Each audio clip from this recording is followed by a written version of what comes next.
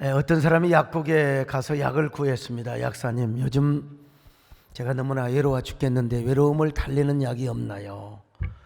외로움을 달래는 약을 구했던 것입니다. 얼마나 외로웠으면 이런 약을 구했겠습니까? 과거에는 우울증이나 공황장애 등의 심각한 정신질환으로 분류되었는데요, 지금은 외로움이라는 질병이 새로운 사회적 고립 증후군으로 떠오르고 있습니다. 그래서 지금은 사람들이 외로움 때문에 죽는다는 거예요. 그러다 보니까 요즘은 이제 외로움을 연구하는 학자들이 많이 생겨나고 있습니다. 특별히 시카고 대학의 카치오포 교수는 뇌신경계와 뇌분비계 그리고 면역체계들이 사회문화적 과정과 어떻게 연관되는가를 연구를 해봤어요.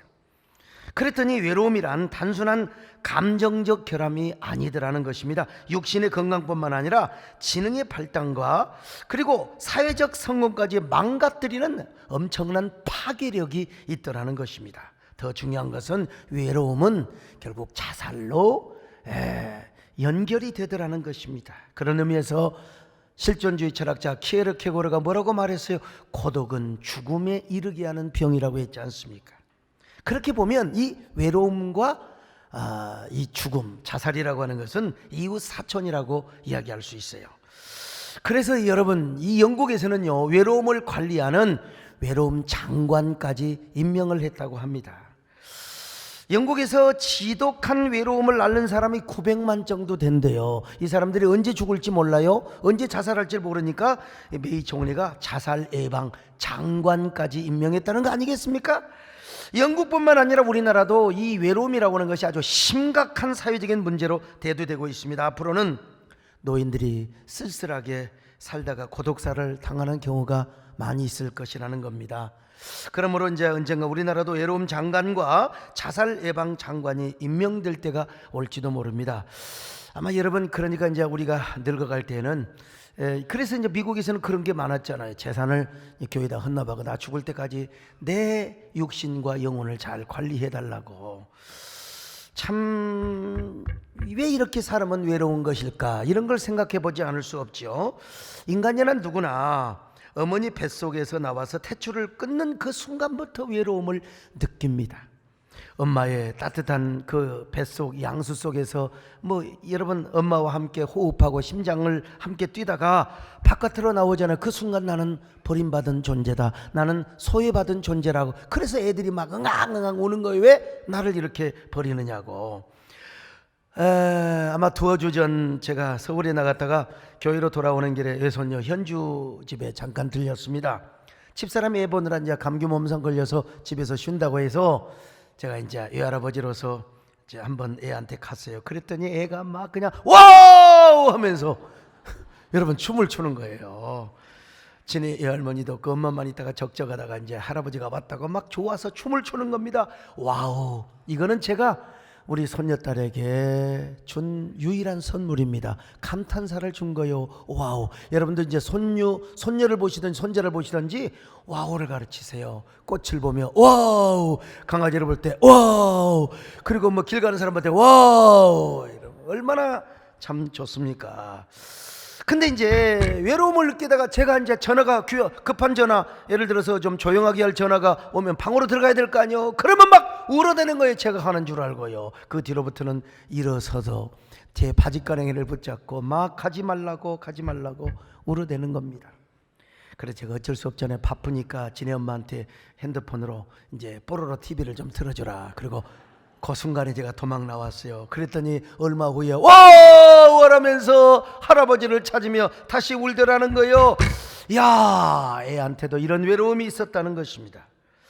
그러니까 할아버지가 일어서기만 해도 바짓가랑이를 붙잡고, 여러분, 말은 못하지만 지가 지금 이런 노래를 불렀던 겁니다. 가지 말라고 말이죠. 가지 말라고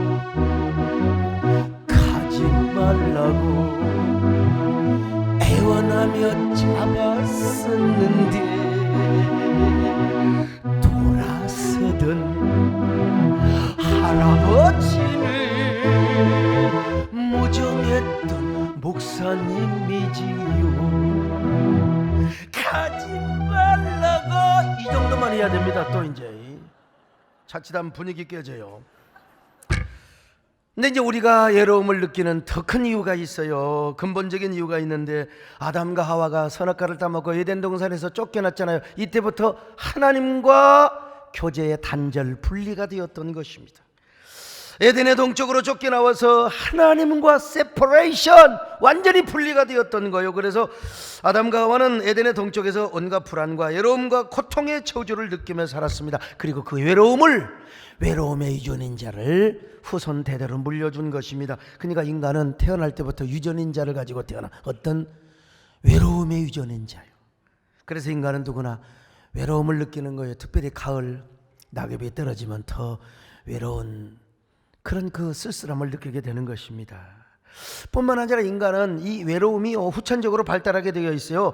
인류는 대대로 이제 사회적 유대감을 가졌지요. 공동체 불악을 형성해 가지고, 그래서 집단 활동을 하게 되는 겁니다. 그러나 그런 사회적 유대감이나 보호망이 파괴될 때 사람은 누구나 소외감을 가져요. 그래서 학교 가서 이제 왕따 당하고, 그러니까 교도가고 쓸쓸하는 거지요.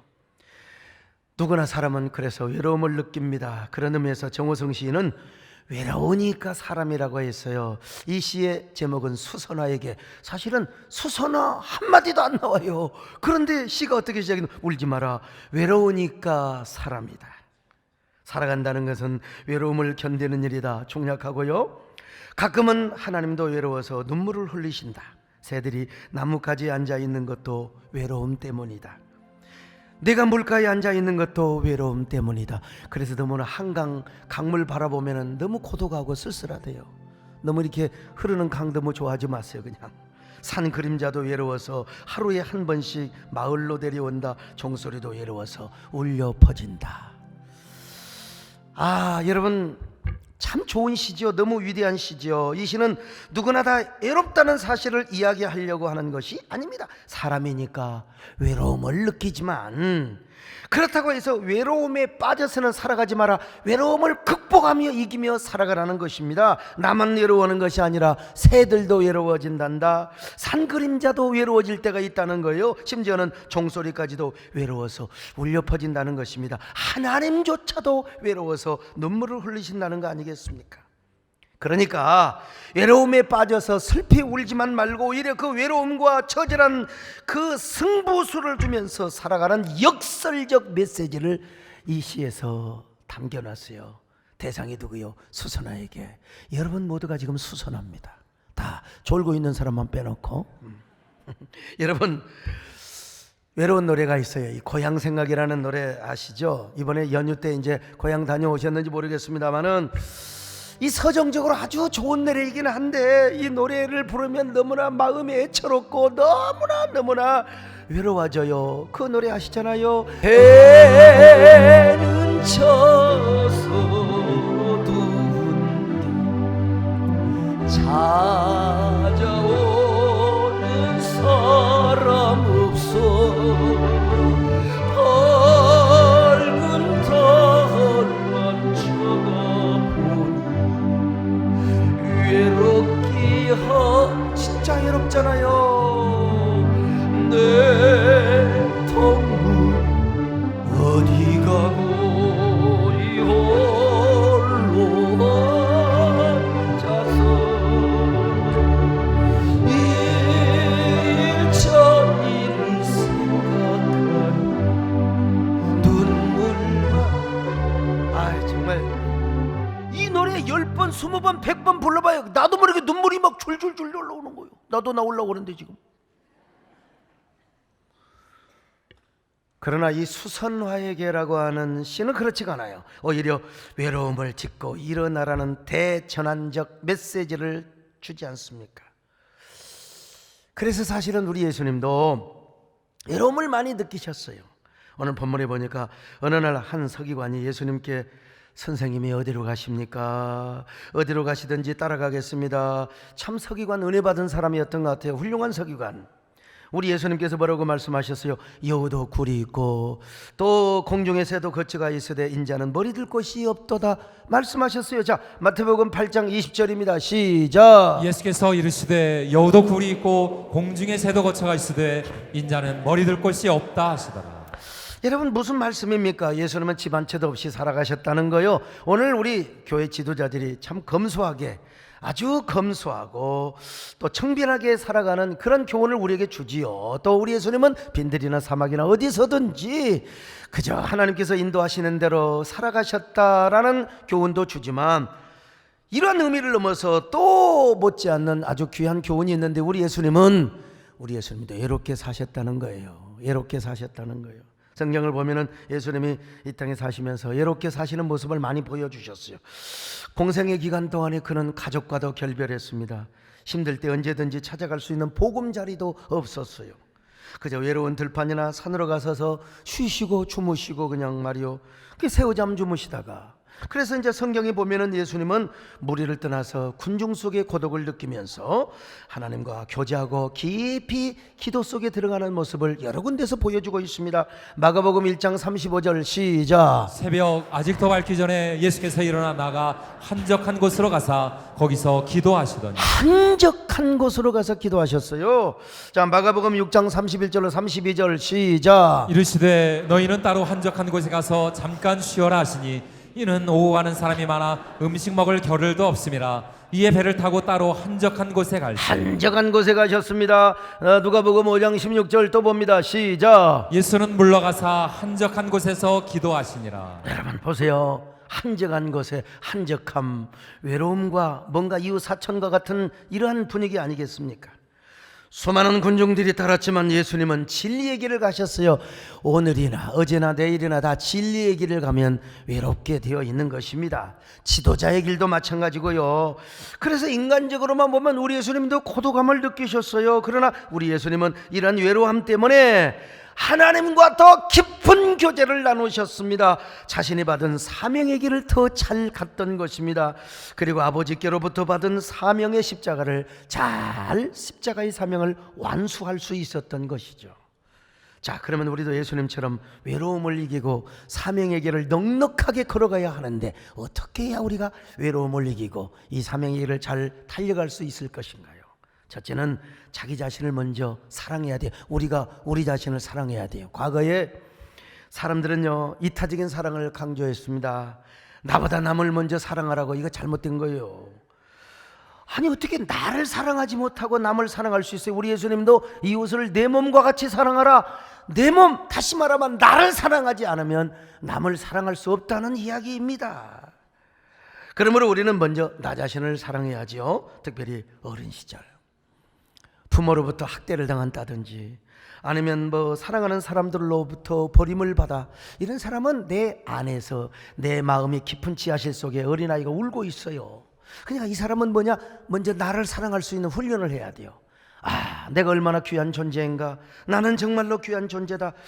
이게 없으면 자기 애착과 자기 연민이 빠져요. 그러다 보면 내 안에서 나도 모르게 나쁜 운전사가 우리 안에 들어와서 나를 자꾸 삐딱한 마음, 언제나 연락선을 타지 않고 삐딱선을 타게 되어 있어요.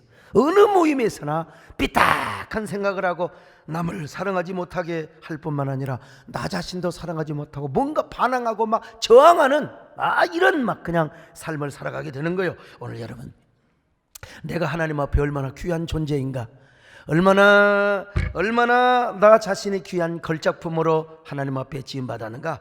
자, 에베소 2장 10절입니다. 시작. 우리는 그가 만드신 바라. 이 짧은 구절인데요, 우리는 그가 만드신 바라는 것입니다. 다시 말하면 하나님께서 우리를 위대하게 걸작품으로 만드셨는데, 이 원어를 보면 포이에마라고 되어 있어요. 바로 이 단어에서 포엠, 시라는 말이 나왔어요. 하나님이 우리를 시로 창조하셨다. 명시, 시 중에 시요, 명시처럼 우리를 창조하셨다는 거예요. 우리가 잘났건 못났건, 우리가 키가 크건 적건 간에, 우리가 잘생겼건 못생겼건 간에 우리를 하나님이 명시로, 당신의 명시로 지으셨다는 거예요. 자, 옆 사람 보고 인사 좀 하세요. 집사님 어쩌면 그렇게 명시처럼 생기셨습니까? 명시. 근데 솔직히 저도요, 이렇게 설교는 하는데도 진짜 부러운 사람이 있어요. 여러분, 제가 혼자 있을 때는 만족합니다. 거울 볼 때, 야, 나만큼 잘생긴 사람 있으면 나와보라고 해. 비웃지 마세요. 예? 내가 그렇게 생각한다는데. 그런데 문제는 나보다 더 잘생기고 잘난 목사가 있으면 배가 아파요. 은근하게 부러워요. 그때마다 이제 성령께서 제 마음을 책망하십니다. 야, 하나님이 너를 얼마나 소강석이를 소강석답게 만들었는데, 야, 너 그러면 실망하지. 하나님께서 너를 얼마나 너답게 만드셨는데, 야, 너 얼마나 카리스마도 있고 당당하고 남자답게 생겼느냐. 너 자신 만족해야지. 원래 제 마음속에 그런 마음이 들어와요. 여러분도 그럴 때가 있을 겁니다. 가끔 자신에 대해서 부족한 부분을 많이 느낄 때가 있을 겁니다. 왜냐하면 우리 하나님은 공평하신 하나님이에요. 모든 걸 다 주지 않아요. 인물도 잘생겼고 공부도 잘하고 돈도 많이 벌고 또 건강하고 병도 안 들고 이런 거 없어요.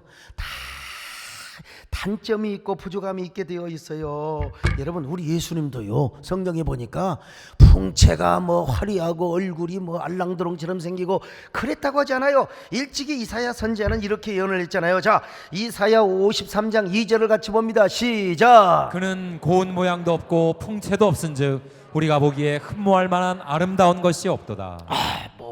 소위 말하면 강호동 씨라든지 알랑드롱 영화 배우 있잖아요. 아니 우리 송문 장로님 말이요, 어디 계세요 지금요? 젊을 때의 여러분 국가대표 유도 선수를 했으니 얼마나 근육질이겠습니까? 우리 예수님이 그런 풍채나 그런 외모가 없었다는 것입니다. 그런데도 우리 예수님은요, 성경을 보면은 자기 사랑에 대한 확신이 분명했어요. 자, 요한복음 10장 30절 시작. 나와 아버지는 하나이니라 하신대.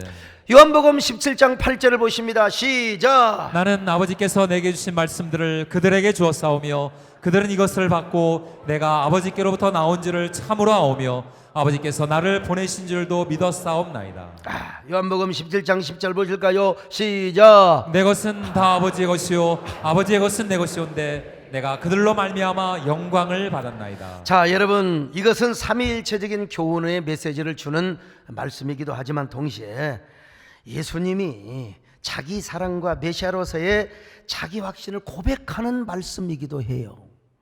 얼마나 예수님께서 자기 자신의 정체성이 확실해요. 자기 자신에 대한 사랑을 스스로 확정하고 있는 거예요. 이게 바로 디바인 에토스라고 합니다. 자신의 신분과 사명이 하나님께로부터 왔음을 스스로 자각하고 확증하고 있는 말씀이죠.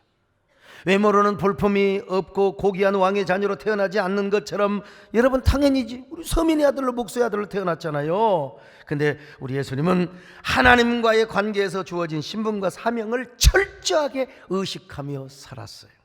그러니까 예수님 이 땅에 사실 때 참 외로운 상황이었지만 그러나 외롭지 않게 사셨다는 것이죠.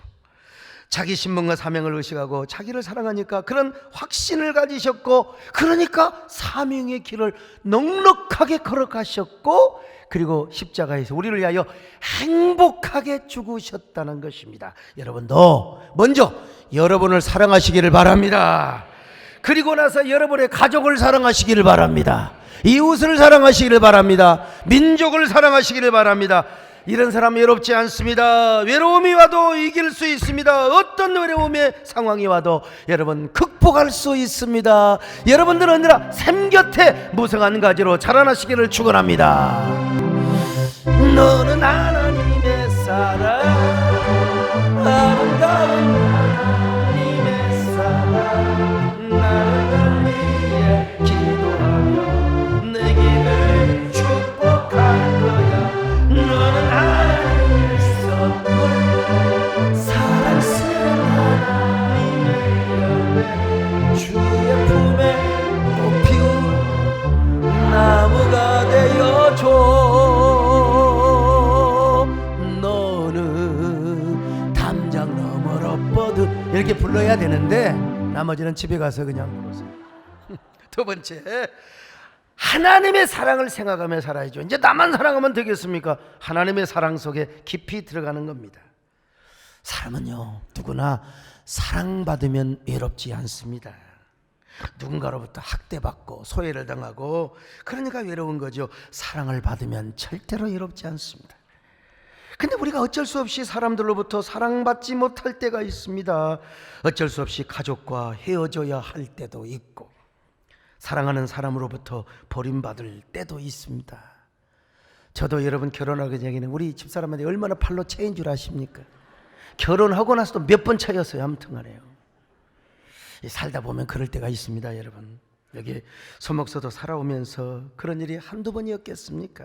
그때마다 저는 뭘 생각했느냐? 하나님의 사랑을 생각했어요. 다 교인들이 선하고 다 선한 공동체만 되면 얼마나 좋아요. 때로는 생각이 다르고 등 돌리고 비수 꽂는 사람도 있을 수 있지 않습니까?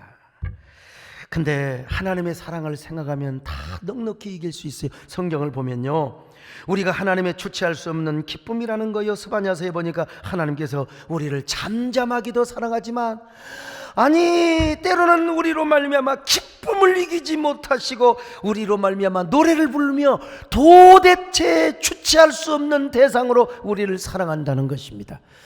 스바냐 3장 17절 보실까요? 시작. 너희 하나님 여호와가 너희 가운데 계시니 그는 구원을 베푸실 전능자이시라. 그가 너로 말미암아 기쁨을 이기지 못하시며 너를 잠잠히 사랑하시며 너로 말미암아 즐거이 부르며 기뻐하시리라 하리라. 우리 박승현 목사님이 여러분 최선을 다해서 성경 읽었지만 내가 볼 때는 지금 여기에는 별로 감동이 아직도 없습니다. 여러분, 일부 예배 때부터 계속 훈련을 시켜왔는데 인천공항에 도착을 하니까 AI 같이 앞에 하세요. 딱 다니면서 이제 뭘 도와줄, May I help you 하고 있잖아요. 그래 내가 얼마나 똑똑한가 거기 귀때기다 대고 이렇게 했어요. 야, 나 암스테르담에서 왔는데 저 지금 짐 어디서 찾냐 그랬더니 고객님 그것은 제 능력 밖입니다 그러고 있잖아.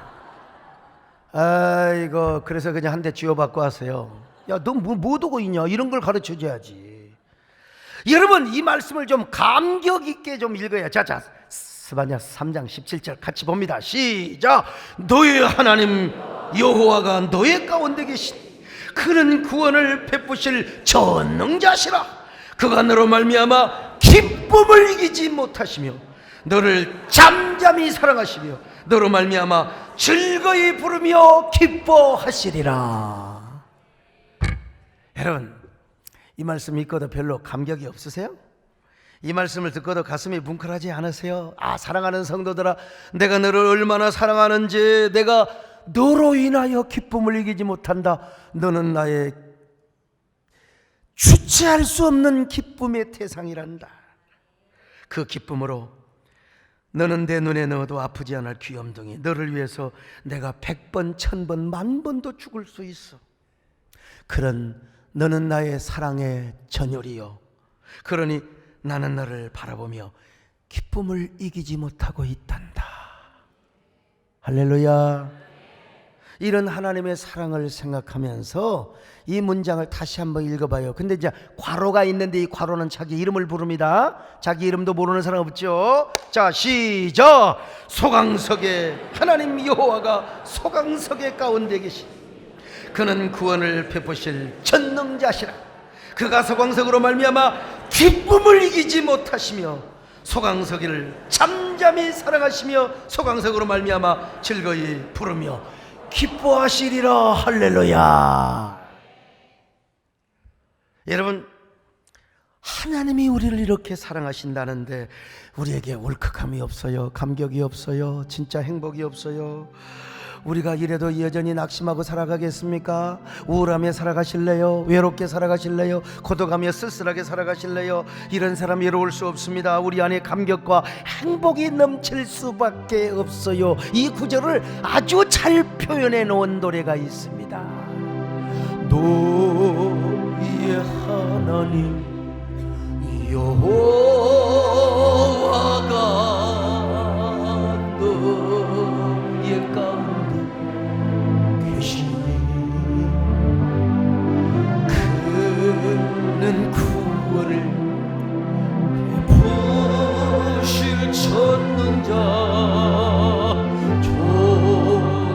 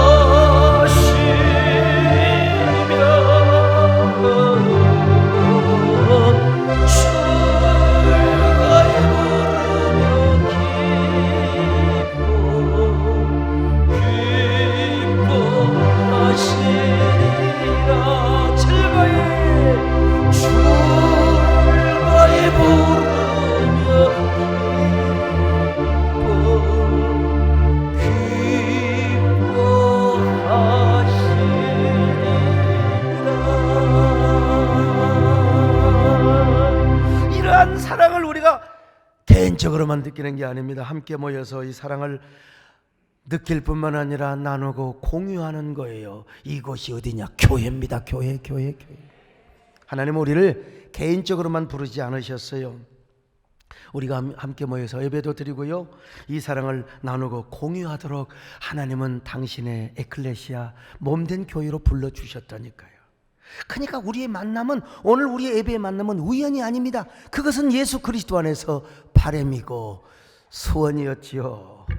제가 북유럽에 갔다가 이제 막 와가지고 여러분과 함께 예배드리고 이런 말씀을 나눈다는 거, 이건 진짜 기적이고 축복입니다. 이거야말로 별처럼 수많은 사람들 그 중에 우리가 함께 만나서 예배를 드리는 은혜요, 기적이요, 감격이요, 축복이 아니고 무엇이겠습니까? 얼마나 감사해요.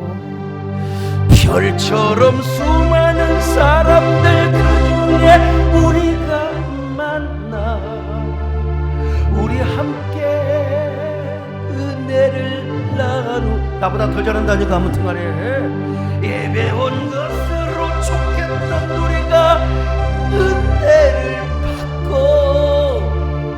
그 모든 것 기적이었음을. 아 진짜 여러분 장로님들 저 잘한다니까. 아무튼 그 모든 것 축복이었음을. 할렐루야. 이러한 하나님의 은혜를 그리고 사랑을 나누는 것이 바로 교회입니다. 아니 연휴 맞이해서 뭐 해외 가시고 또 지방 가셔서 못 오신 분들 많을 텐데 또 이렇게 꾸역꾸역 우리는 오갈 데가 없어서 이렇게 또 교회로. 이게 하나님의 은혜가 아니고 무엇입니까 여러분? 이런 사람이 어떻게 외로워요? 교회 다니는 사람 외롭지 않습니다. 해외 이민 가면 대부분 다 교회 다녀요. 왜? 외로우니까. 북유럽의 교회들은 다 쪼그라들어가고 있지만 한인교회는 모여요. 왜? 외로우니까 모여요. 그래서 이런 아름다운 사람들이, 아름다운 마음들이 모여가지고 예배하고 찬양하고 은혜를 나누고 소통하며 공감하며 이런 사람이 어떻게 외롭겠습니까? 여러분 아름다운 사람이 되시기를 축원합니다. 아름다운 마음이 되시기를 바랍니다. 아름다운 마음들이 모여서 주의 은혜 나누고 예수님을 따라 사랑해야지. 우리 서로 사랑 하나님이 가르쳐준 내 이웃을 비온다. 마지막 세 번째로 외로움을 자기 발전의 계기로 삼을 필요가 있어요. 자, 얼마 전에 어떤 교회를 방문했는데 뭐 실명을 댈 수도 있지만 누가 될까 싶어서 말씀을 안 드리겠습니다. 제가 정말 부러워하는 목사님이세요. 근데 저보다 훨씬 더 많이 고난을 당하신 것 같아요. 그분께서 교회 1층에 전시되어 있는 도자기 전시 조각 작품을 전시한 곳을 직접 안내하면서 내가 이렇게 예술 신미 안에 눈이 띄어졌다는 이야기를 하시는 거예요. 제가 여러분 이게 뭐 도자기는 좀 알아요. 도자기 명품을 좀 아는데 이게 뭐 조각 작품은 아직은 제가 눈이 안 띄어있어요. 석고나 돌로 조각한 거 말고 무슨 뭐 철사나 철근 같은 거 녹슨 철근을 막 구부려 가지고 무슨 뭐 플라티스 뭘 칠해놓거나 저건 내 눈에 안 들어와요. 아직은요. 저기 아파트 한 채래요. 저거 여러분 저거 볼 수 있는 신미안이 있습니까? 저거 하나 갖고 올라다가 아무튼 간에 제가 목사님께 물어봤어요. 목사님 언제부터 이런 예술적인 면에서 눈이 띄었습니까? 그러자 너무나 말할 수 없는 고난을 당할 때에, 역경을 당하실 때 문화예술과 신미적인 영역에 관심을 갖기 시작했다는 거예요. 당연히 기도하시고 성경 보셨지요. 성경 묵상하시면서. 그렇지만 심장이 터져버릴 것 같은 고난이 오고 막 남들에게 오해를 받을 때 그리스도 예수 안에서 문화예술과 신미적인 영역을 탐구하신 거예요. 그러면서 조금씩 유한을 받게 되고요. 언제부턴가 예술적 신미안이 열리게 되더라는 겁니다. 그래서 제가 이제 저도 좀 너무 이렇게 좀 찔리기는 싫어서 조심스럽게 목사님 물어봤어요. 목사님 혹시 난에 대해서 아십니까? 저처럼 시에 대해서 조예가 깊으시나요? 예. 그리고 우리 교회 나오시는 남진 장로님 잘 아세요? 조용필이나 이선희 씨를 한번 만나보신 적이 있습니까? 저도 남자라고 말이죠. 돌아오면서 생각해 보니까 나도 고독하고 외로웠던 시간이 참 많았구나. 그러다 보니까 저도 이런 예술적 신미안이 열려 있었던 것 같습니다. 그래서 제가 시를 쓰고 대중음악도 제가 좀 들으면서요, 그리고 그 덕분에 시대와 동떨어지지 않고 대중과 더 잘 소통되는 목사로 서 있는 것입니다. 이런 걸 생각하면 얼마나 감사한지 몰라. 제가 고리타분한 목사의 모습이 아니라 영적이면서도 현대적인 목사, 그렇잖아요. 네. 제가 정건사님 막 고리타분합니까? 아니잖아요. 열려있지 않습니까? 우리가 이렇게 외로울 때 문화 예술적이고 심미적 활동을 통해서 출구를 열고 자기 발전의 계기로 삼는 거 정말 중요하지요. 그래서 자기 발전이 얼마나 중요해요. 고독이 가져다 준 선물이죠. 그러나 여러분, 이보다도 더 중요한 것이 있어요. 우리가 시대 흐름을 간파하고 문화예술 영역까지 눈이 열려서 다른 사람과 소통하고 다양한 계층을 수용할 수 있는 거 여러분 중요해요. 그러나 그보다 더 중요한 것이 있는데 뭐냐? 우리 그리스도인으로서, 목사로서 하나님과 깊은 영적인 소통을 하고 교제를 한다는 거예요. 그래서 예수님도 외로울 때마다 한적한 곳을 찾으셨습니다. 그리고 거기서 하나님 앞에 기도하시고 영적으로 깊은 교제를 나누셨어요. 그러므로 오늘 우리도 세상적인 외로움이 오면 올수록 여러분 오히려 거룩한 외로움으로 세상적 외로움을 눌러버릴 수 있어야 됩니다.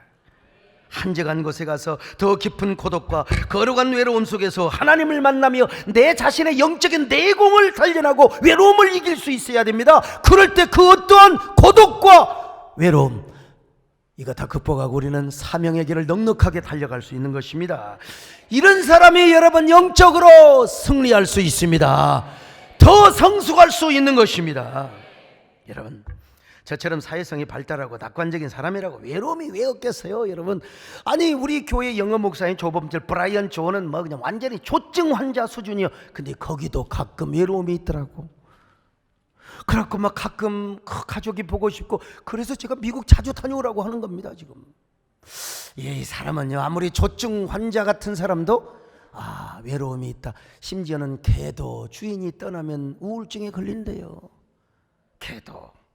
언젠가 제가 쓴 목양일기라고 하는 시가 있는데요, 초기 시집인 그대 지친 옷깃을 여미며라고 하는 시집에 나오는 시입니다. 이게 문학성이 있는 시는 아니고 그냥 제 목양일기, 그냥 목양을 고백한 거예요.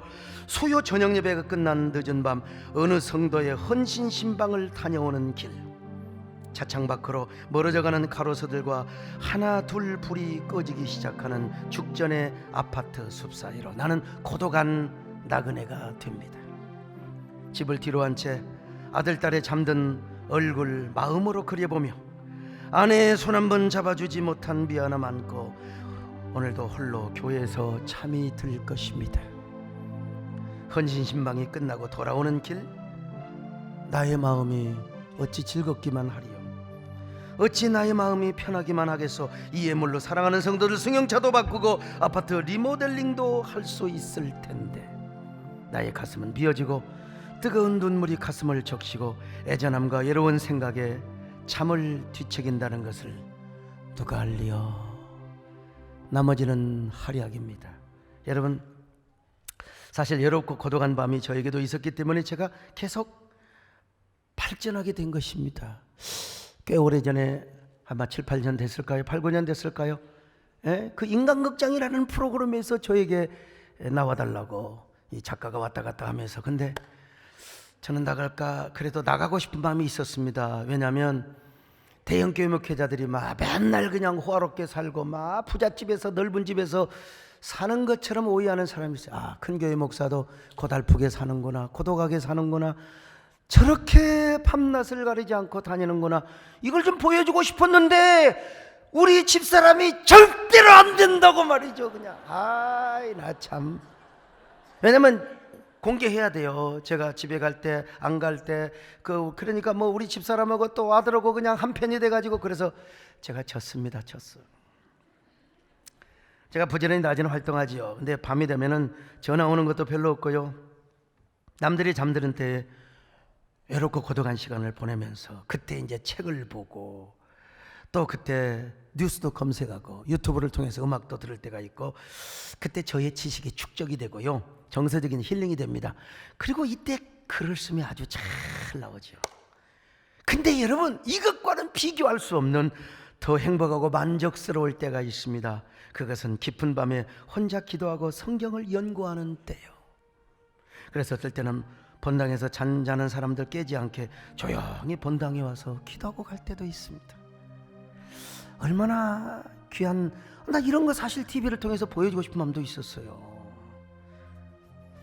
그때 이제 깨닫기를, 정서적, 문화예술적, 심미적인 세계도 중요하지만 영혼 깊은 곳에서 솟구쳐 오르는 신령한 욕망을 따라서 하나님과 교제하는 것이 이렇게 귀하거늘, 이렇게 행복하거늘, 이렇게 가치 있는 것이거늘. 그러면서 이제 이런 노래가 생각이 나고 이런 노래를 부를 때가 있습니다. 주님은 내 사랑이요, 고귀한 내 생명이요, 내 가는 인생길에서 주님은 내 소망이요, 주님은 내 행복이요, 나에게 참 사랑이요, 그 무엇과 바꿀 수 없는 주님은 소중한 주님, 나 주님 영원히 사랑하리. 온 세상 모두가 변한다 해도 주님만 사랑하리라. 아무리 험난한 일도 주님만, 우리 주님과 영원히 함께 가리라.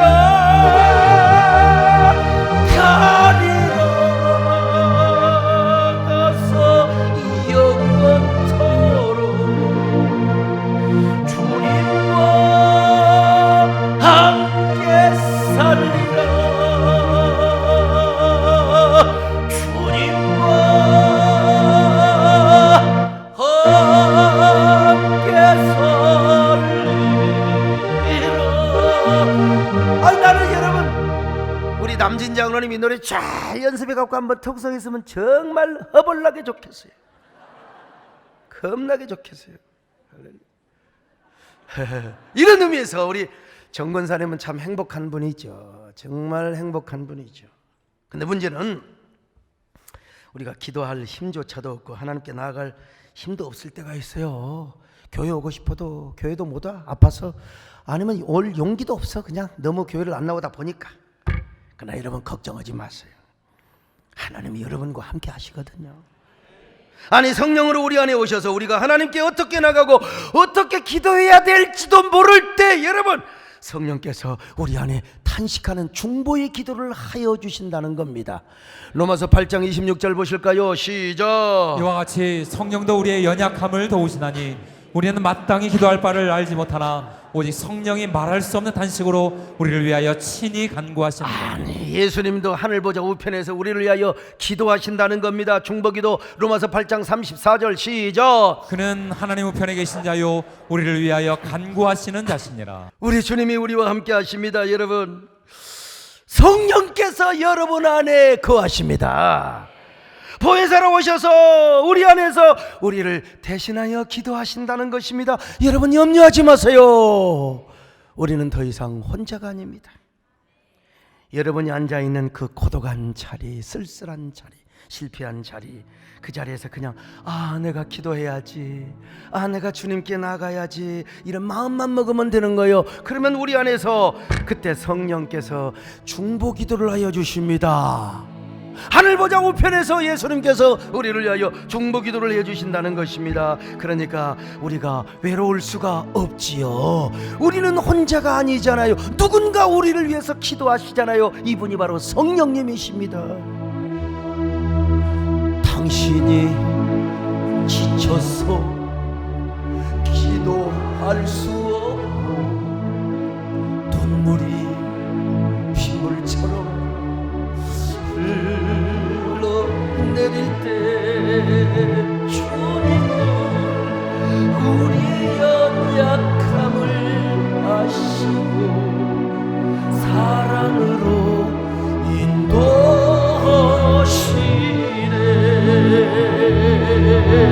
누군가 널 위하여 누군가 기도하네. 내가 홀로 외로웠어. 마음이 무너질 때 누군가 널 위해 기도하네. 누군가 널 위하여 누군가 기도하네. 내가 홀로 외로웠어.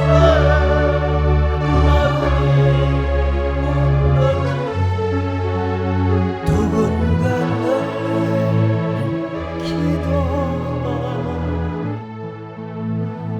누군가 널 위해 기도하네.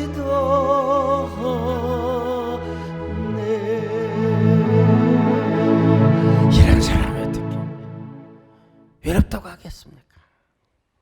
외로움을 넘어서 영적으로 성숙하고 발전하고 도약하지요. 외로움 때문에 하나님과 더 가까워지는 겁니다. 나를 더 사랑하게 되고요, 하나님을 더 깊이 만나게 되고요, 자기 발전의 계기로 삼게 되는 것입니다. 그러니까 신비로운 교제 속에서 신비로운 은혜를 경험하게 되고요, 이런 사람이 더 큰 사명을 감당할 수 있어요. 사명의 길을 뜨끈하게 걸어갈 수 있습니다. 여러분 모두에게 이런 은혜가 있기를 축원합니다. 하나님 고맙습니다. 우리 모두 외로운 당신이 아니라 행복한 당신이 되게 하여 주시옵소서. 하나님 믿습니다. 우리는 결코 혼자가 아닙니다. 우리 안에 성령이 계시고 우리가 연약할 때마다 우리 안에 나를 위한 중보기도를 하시는 주님을 믿습니다. 우리가 사명의 길을 오히려 느끈하게 걸어가는 저희들 되게 하여 주시옵소서. 예수님의 이름으로 기도드리옵나이다. 아멘.